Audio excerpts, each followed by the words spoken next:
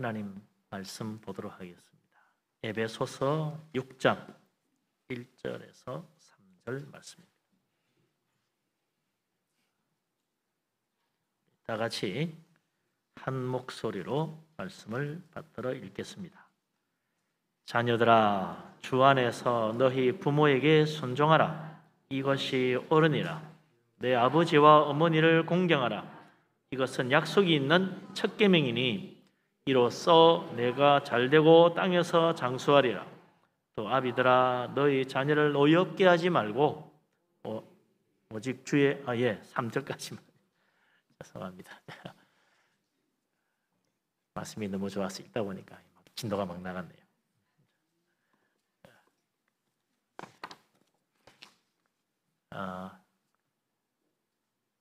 코로나 바이러스가 완전히 없어진 게 아니고 곳곳에 어디에 숨었는지 모르잖아요. 지난주에도 또 이태원에 클레어 간 사람들이 코로나 바이러스 걸려가지고 지금 야단이 났습니다. 이태원은 지금 완전히 그냥 텅 빈 유령도시처럼 됐다, 그런 이야기를 하죠. 우리가 또 이렇게 마스크를 잘 쓰고 예배하는 게 또 중요할 것 같습니다. 다 건강하겠지만 모르잖아요. 서로를 지키고 또 나를 지키는 그런 목적으로 꼭 마스크 하시기 바라고요. 설교를 하게 되기 때문에 할 수 없이 벗겠습니다. 이해해 주십시오.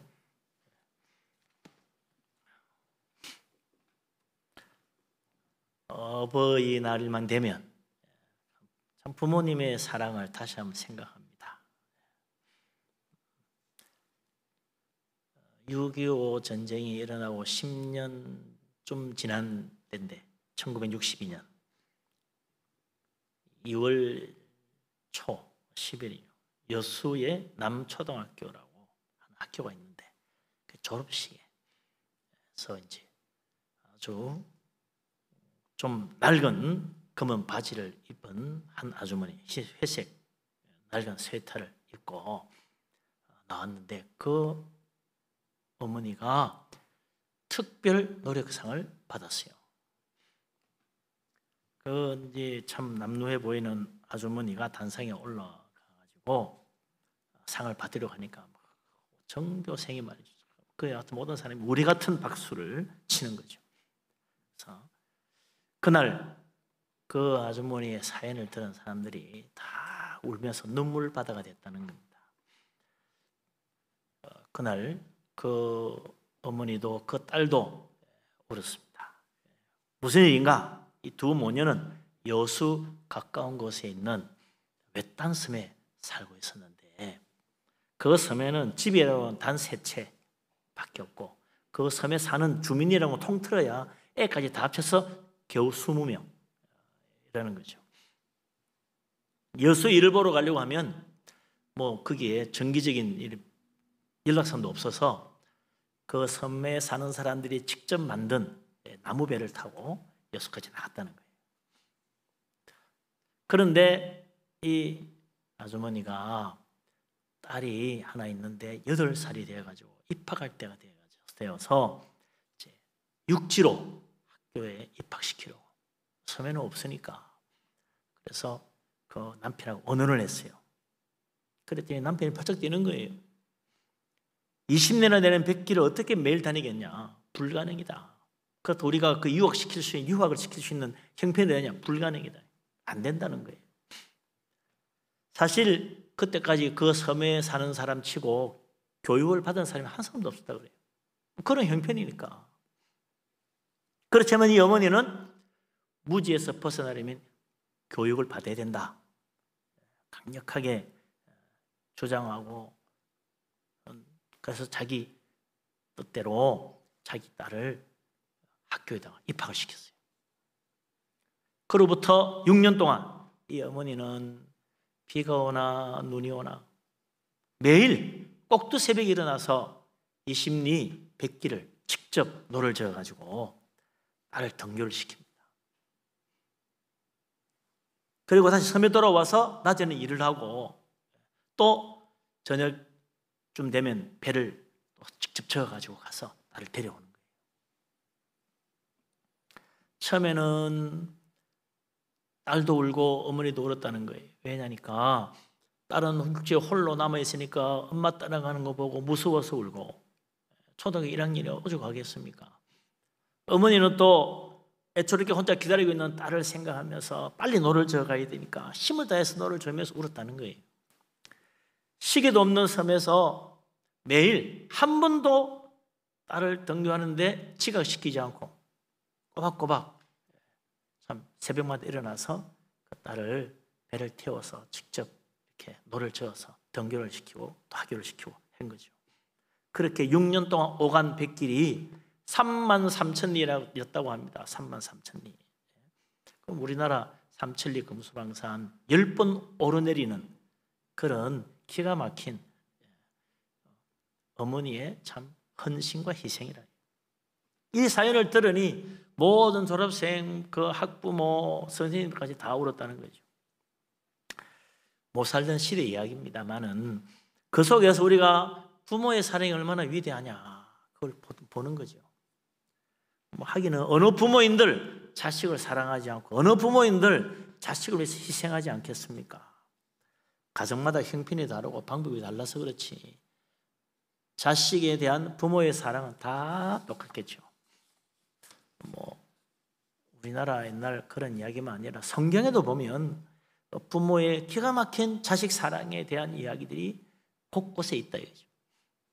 지난주에도 보았지만 모세의 부모, 어머니 요게벳, 아버지 아므람, 참 대단한 부모지요. 아들을 낳았는데 바로 왕의 그 명령대로 아들이면 강에 던져 죽이라고 그랬지만 도저히 죽일 수 없는 거예요. 사랑하는 자식을 어떻게 죽입니까? 그래서 숨겨 키웠다. 석 달이나 숨겨 키우다가 도저히 더 키울 수 없어서 이번에는 갈대로 방주를 만들어서 거기에 넣어서 띄워보냈다는 거예요.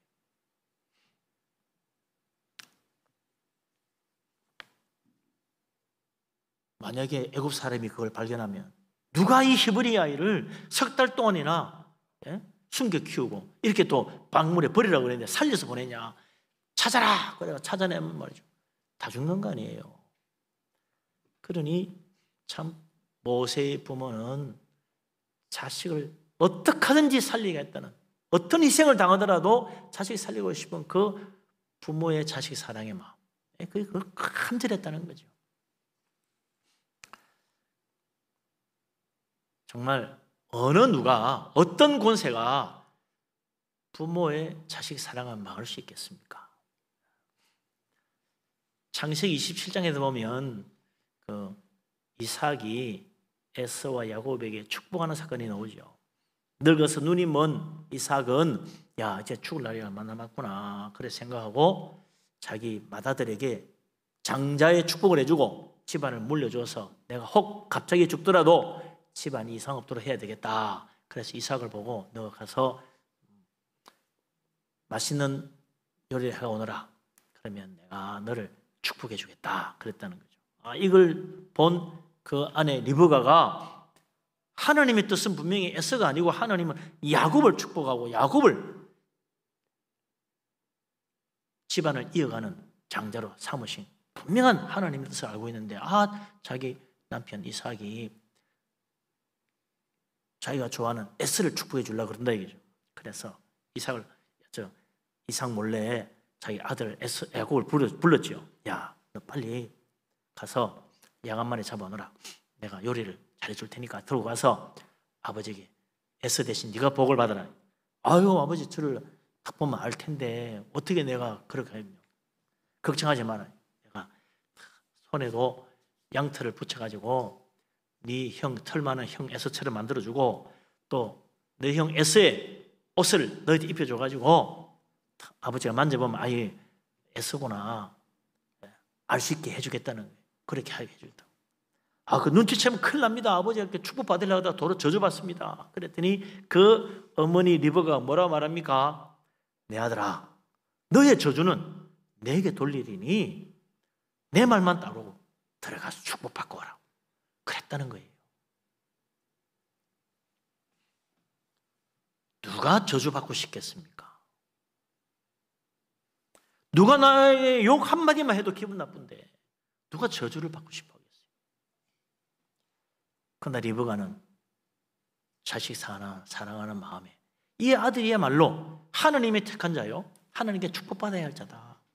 그래서 만약에 저주한다면 그 저주는 내가 받겠다. 그리고 너는 가서 정말 하나님의 약속한 축복을 받고 오라고 그랬다는 거예요. 이 부모의 사랑의 마음 아닙니까? 나는 어떤 저주를 받아도 다 내 자식만 잘 된다. 그게 부모의 마음이죠. 그러고 보면 어떻게 부모들은 다 하나같이 자식을 위해서 그렇게 희생하고 헌신할 수 있을까? 뭐 1000만 명 중에 한두 명 그런 사람이 있다 그러면 우리가 이야기하기 그럴 수도 있겠거니 생각하겠지만, 정말 1000만 명 중에 한두 명 빼고는 다 자식을 정말로 끔찍히 사랑하고 자식을 위해서 희생하고 자식을 위해서 다 준다 이거예요. 어째서 그럴까? 답은 딱 하나예요. 하나님이 인간을 창조하실 때 부모님 마음속에 자식에 대한 사랑을 심어주었다. 하나님 주신 마음이에요. 사람들이 다, 부모는 다 인격이 좋아서 워낙 사랑의 마음이 넘치는 그런 사람들이라서 아닙니다. 본래 그런 사람 아니었어요. 다 자기밖에 모르는 사람이었어. 그런데 자식을 낳고 부모가 되면 이상하게 그런 마음이 생기는 거야. 자식을 위해서 희생하고 자식을 위해서 다 주고 싶은 그런 마음이 생기는 거예요. 내가 앞으로 결혼해서 가족들 먹여 살리고 자식 생기면 내가 어떻게 다 감당하지? 겁이 나지만 막상 자식이 나오면요, 마음이 달라져요. 내가 어떻게 하더라도 이 자식을 훌륭하게 키워야 되겠다. 그런 마음이 생기는 거죠. 누가 그런 마음을 줬냐? 하나님 주신 거예요. 하나님 주시니까 그런 마음이 생기지. 누구나 다 생겼대. 하나님이 다 주신 거예요. 그렇기 때문에 하나님은 또한 말씀하십니다. 누구든지 하나님을 정말로 제대로 알고 믿는다면 부모님께 순종해야 된다. 하나님이 부모에게 너를 위하여 희생하는 마음, 사랑하는 마음을 심어줬으니 너는 그 부모님 말씀을 따르고 공경해야 된다. 그게 하나님의 뜻이라는 거예요. 그러면서 하나님은 무조건 순종하고 공경해라 해도 되겠지만, 부모를 순종하고 공경하는 자에게는 내가 복을 주겠다, 축복의 약속까지 했다는 거예요. 축복까지 주겠다고 하면서 부모를 순종하고 공경하라, 그게 부모가 널 사랑하고 잘되게 해주려고 하는 거다. 내가 그런 마음을 주었다, 믿고 따라라, 그거지요. 하나님이 무슨 축복을 주셨나 오늘 우리가 읽은 말씀 속에 잘 나옵니다. 그런 하나님 말씀 뭔지 다시 한번 보죠. 에베소서 6장 1절에서 3절, 부모를 공경하는 자에게 주신 하나님의 축복 다시 한번 읽어보겠습니다. 오늘 본문 말씀, 자녀들아 주 안에서 너희 부모에게 순종하라. 이것이 옳으니라.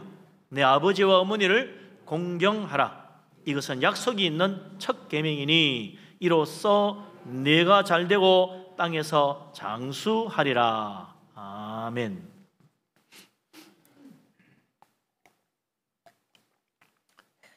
에베소 6장 1절에 보면 하나님 말씀하기를 하나님은 주 안에서 부모에게 순종하는 것이 옳은 것이다. 올바른 일. 정말 바르게 살려면, 올바른 인생 되려면 부모를 순종해야 된다. 부모 말을 잘 들어야 된다는 게 하나님의 말씀이라 이거죠.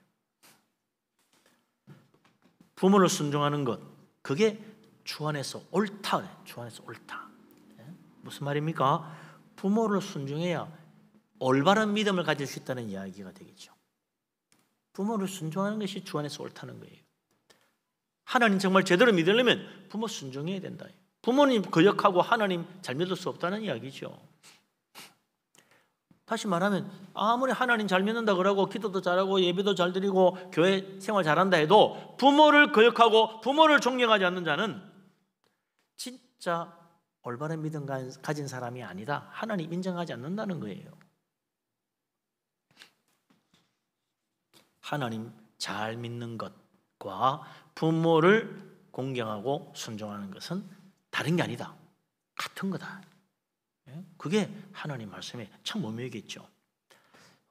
그러면 부모 순종, 공경 어떻게 하는 것입니까? 부모를 순종하라는 말은 부모님 말씀 잘 듣고 따르라는 거죠. 부모님 말씀대로 살아라. 공경하라는 말은 뭡니까? 존경하고 높이라는 말이잖아요. 부모님 존경해야 된다. 그런데 부모님 공경하지도 않고 부모님 말씀 무시하는 자식들이 있습니다. 어떤 사람들 그래요? 왜 그럴까요? 뭐 이유가 있겠죠. 우리 부모님은 못났어. 지지리도 못 나가지고 가난해. 들을 것도 하나도 없고 존경받을 그 속도 없어. 무시하는 자식이 있을지 모르겠어요. 우리 부모는 성공하지도 못했어. 그럼 부모님 말대로 나도 아마 실패할걸. 그래서 업신여기는 사람이 있을지도 모르겠어요. 우리 부모님은 남들처럼 출세하지도 못했어. 제대로 배우지도 못했어. 뭐 제대로 하나 들을 게 있겠어. 부모 업신여기 무시하고. 예? 부모님 말씀하면 됐어요. 그만두세요. 그런다 이거죠. 그런 사람 있을 것 같아요. 근데 우리 하나님은 그럽니다. 어떤 이유로든지 부모를 공경해야 된다. 네 부모가 어떤 부모일지라도 상관하지 말고 부모 말씀을 순종해야 된다. 그게 네가 이 세상에서 잘되고 장수하는 길이다. 길이 이 땅에서 잘 살려면 부모님 무시하지 말아라. 네 부모가 세상 보기에는 못난 것처럼 보여도 네에게는 최고의 부모다. 너가 제일 잘 되기를 바라는 사람은 진짜 네 부모밖에 없다. 그러니 네 부모 말을 따르고 네 부모를 존경하고 따라야 된다. 그래야 복 받는다. 이게 하나님 말씀이라는 거예요. 부모님 공경하지 않는 자 잘 되는 인생이 없습니다. 사무엘상 2장에 보면 엘리 제사장에게 두 아들이 있습니다. 홈니와 비느하사라는 두 아들이 있는데 성경에 보니까 이 두 아들은 행실이 나쁜 자들이라. 여호와를 알지 않는 자라 그러세요. 여호와를 알지 아니한다는 말은 가만 보면 여호와를 몰랐다는 이야기가 아니고 알면서도 안 믿었다는 이야기예요. 하나님 믿으면 뭐해? 고리타분해 이렇게 생각했다는 거예요. 아니, 하나님 알기를 거부한 자라.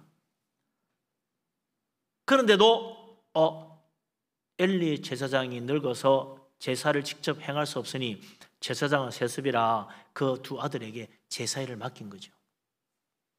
믿음이 없는 두 아들, 하나님을 업신여기는데 제사를 얼마나 무시하겠습니까? 그래서 제사를 하기는 하지만 믿음이 없으니 제사가 채 끝나기도 전에 그 제사 제물을 말이죠 가져가가지고 먹어버리는 거예요. 아니 제사 끝나면 가져가세요. 시끄러. 난 지금 먹고 싶어. 가져가 버리는 거예요.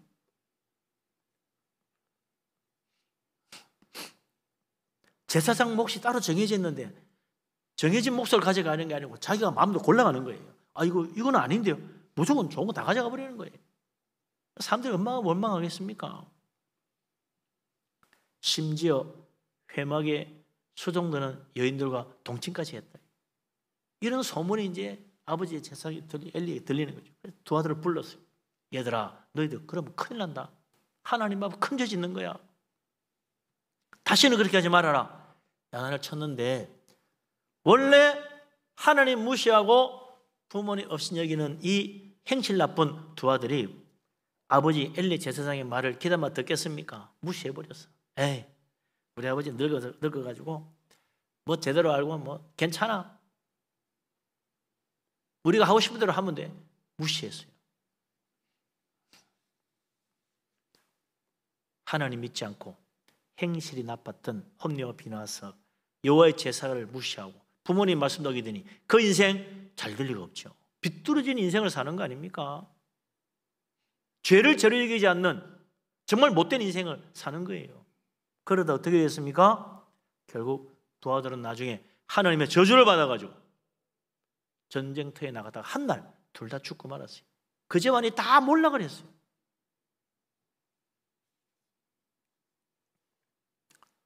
부모를 공경하는 자, 그 인생이 잘 되게 돼 있는데 부모를 존경하지 않고 업신여기는 자, 그 인생 절대로 잘 되는 법이 없다는 겁니다. 부모를 순종하는 자는 하나님은 기뻐하시고 은혜 베푸시고 그가 반드시 잘 되게 하시고 형통하게 하시고 세상에서도 높임 받도록 만들어 주시는 거죠. 부모를 순종하지 않는 사람, 부모를 공경하지 않는 자, 하나님도 제대로 순종하지 않고 하나님도 참으로 공경하지 않는 완악한 자가 되기 십상입니다. 이런 사람은 하나님이 저주받게 되어 있는 거죠. 인생 멸망의 길 가는 겁니다. 그래서 오늘 본문 에베소 6장 3절에 하나님 말씀하십니다. 부모를 순종하고 공경하는 사람은 복을 받아서 땅에서 잘되고 장수할 것이라. 하나님의 약속의 축복이라는 거예요. 그 말은 약속이나 책 계명이라는 말은 하나님이 책임지고 복 주겠다는 이야기입니다. 우리 하나님이 놀라운 축복의 말씀대로 우리 부모님 공경하고 부모님 말씀 순종해서 정말로 잘되고 장수하고 형통하는 복된 믿음의 가정 다 되시기를 주의 이름으로 축원합니다. 아멘. 어떤 사람 그래? 아이고 저희 부모님 다 돌아가시는데 어떡합니까? 돌아가시더요. 살아 생전하시던 말씀 잘 기억하면 그것도 복 받는 길이라. 네? 아유 어버이날 엊그제 지나갔는데 금요일인데. 그래서 교회에 예수 믿는 사람은 주일날 오늘 또 어버이 주일이잖아요. 한 번 더 부모님 공경하고 순종할 수 있는 좋은 기회라. 네? 그리고 보면요, 우리 믿는 사람은 안 믿는 사람보다 곱빼기로 부모님 섬길 수 있어요. 어버이날과 어버이 주일이 한 번 더 있으니까 두 번이잖아요. 안 믿는 사람들은 뭐 어버이날만 지나면 끝났어. 그래서 우리는 어버이 주일 또 있네. 또 한 번 더. 네? 어떻게 생각하면 와, 우리는 왜 두 번씩 해야 돼? 귀찮게 그렇게 생각할지 모르지만 사실 어버이날 어버이 주일은요 뭐 1년에 30번 더 있으면 좋을 것 같아. 자주 좀 해가지고 매달마다 어버이날 어버이 주일에서 부모님을 저 섬기면 얼마나 더 큰 축복 받겠습니까? 어버이날 한번 하면 됐지 어버이 주일 또 하냐고 하지 말고 야 그래 한 번 더 부모님 공경하면 꽃배기로 축복받으면 더 좋지. 그런 마음으로 어버이 주일 지난 금요일날 어버이날 혹 제대로 부모님 인사도 못하고 제대로 부모님 찾아뵙지 못했다면 한번 찾아가 뵙고 또 이 주일 오늘이 어버이 주일입니다. 그러면서 가서 또 인사 한번 드리고 부모님 공경하고 그러면 얼마나 좋습니까? 우리 하나님도 기뻐하시고 축복하실 거예요. 그래서 우리에게 모든 성도님 부모님 순종하고 부모님 공경해서 하나님 앞에 꽃배기로 복을 듬뿍 받아가지고 날로 창작이 되고 다 축복받는 모든 성도님 되시기를 주의 이름으로 축원합니다. 아멘. 근데요, 참 이 부모님을 공경하고 부모님 순종한다는 거 이게 얼마나 소중한 일인지 모릅니다. 우리 자식들에도 그렇게 가르쳐야 되거든요. 나만 뭐 부모님 공경하면 되지 자식도 부모님 공경하도록 가르쳐야 됩니다. 안 그러면 하나님의 축복이 오다가 말아. 제가 성경을 보면서 늘 이상하게 생각했던 것이 있어요. 출애굽의 위대한 영웅은 그야말로 모세라. 모세처럼 위대한 믿음의 선지자가 어디 있습니까? 그런데 그 형 아론과 비교해봐도 모세가 훨씬 위대한 믿음의 사람이란 말이죠. 근데 이상하게 하나님의 귀한 제사 직분은 모세의 자식들이 받지 못하고 아론의 자식들이 받았어요. 모세의 자식들은 그럼 뭘 받았나? 아무것도 없어. 아무것도 없더라고.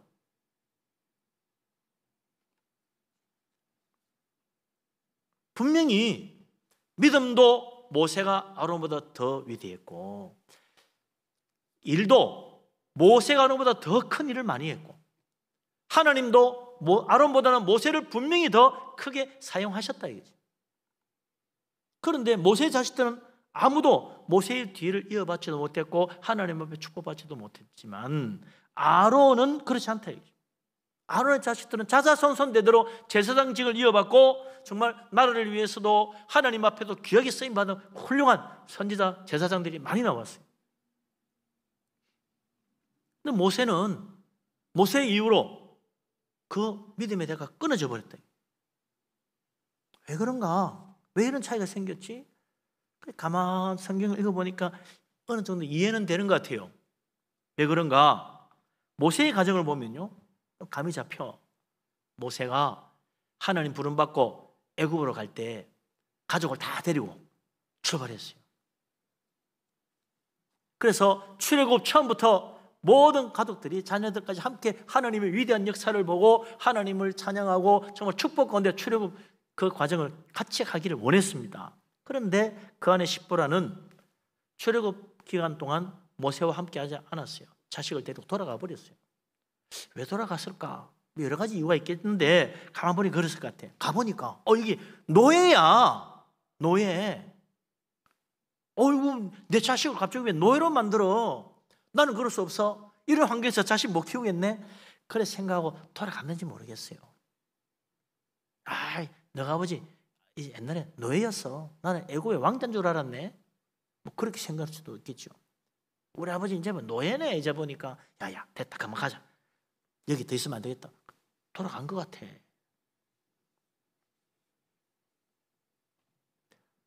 하나님 일 하고자 돌아간 그 자기 아버지 모세를 참으로 존경하는 마음으로 따랐어야 되는데 그 어머니 십보라가 됐다, 돌아가자. 이거 우리 자식 망치겠네. 노예가 뭐야?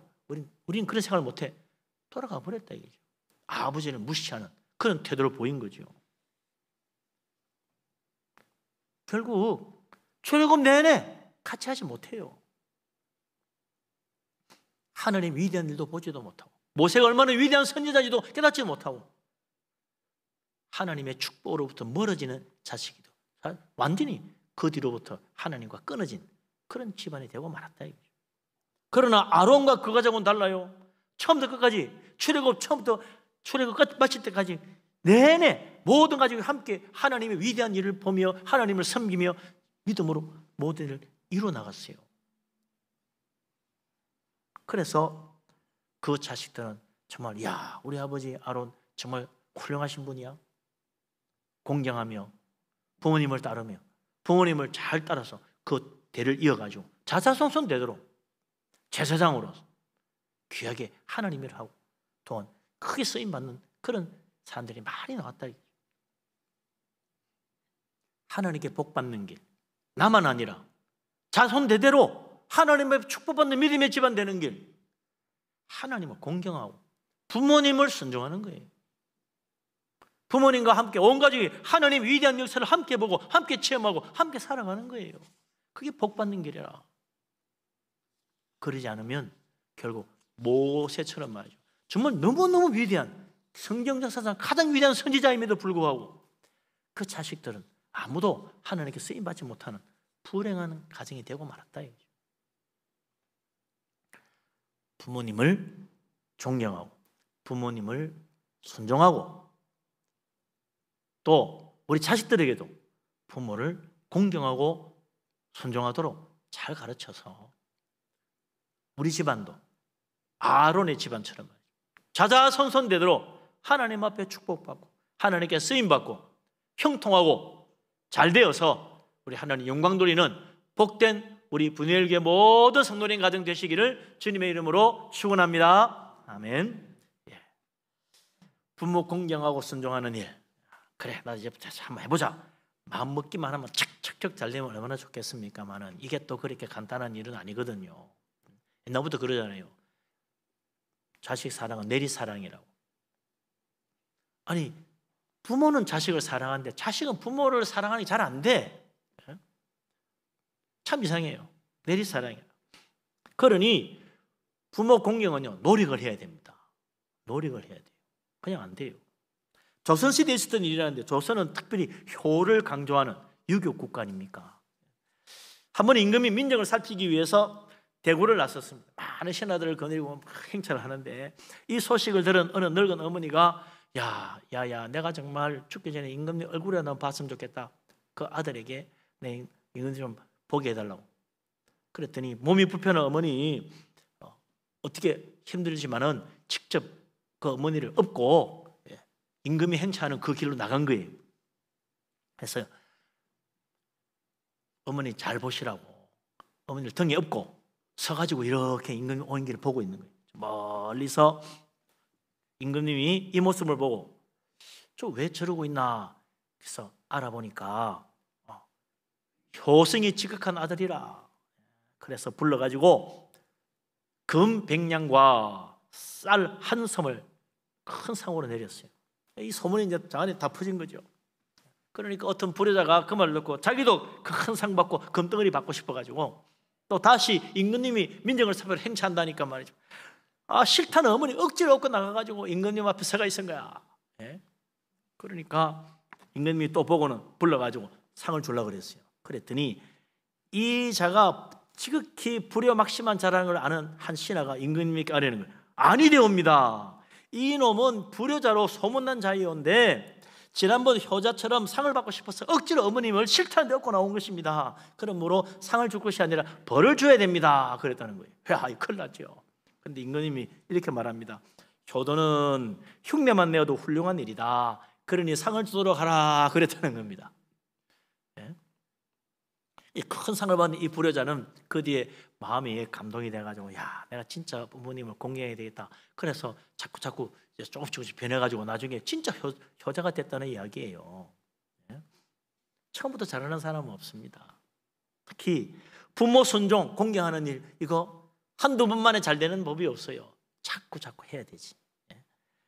한 번 하고 두 번 하고 마음에 안 들어도 하고 마음에 안 내켜도 또 하고 때로는 억지로라도 부모님 공경하고 순종하고 섬기고 그렇게 하면 나중에는 진짜 부모님 말씀 순종하고 진짜 부모님 공경하는 그런 마음이 되어서 우리 하나님이 인정하시고 큰 복을 주실 거라 이거죠. 이번 어버이 주일에 우리 교회 모든 성도님 정말 하나님 말씀대로 내가 하나님 잘 믿는다면 부모님도 순종하고 공경해야지 하는 마음으로 부모님을 잘 섬겨서 우리 하나님 앞에 큰 축복받고 땅에서 잘 되고 장수하는 복된 믿음의 집안 자손 대대로 축복받기를 주의 이름으로 축원합니다. 아멘. 기도합니다.